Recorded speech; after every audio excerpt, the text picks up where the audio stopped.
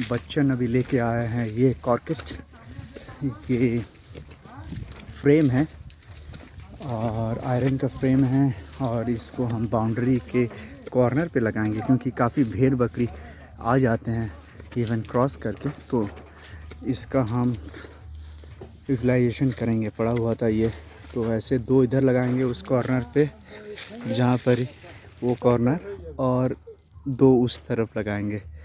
हाँ वहीं रख दो बच्चन। हाँ और तालगाछ के ठेस दिए लगे थे, तालगाछ से ठेस दिए लगे थे। वेरी गुड, वहीं रख दो। तालगाछ से ठेस दिए रख भी। हाँ वेरी गुड।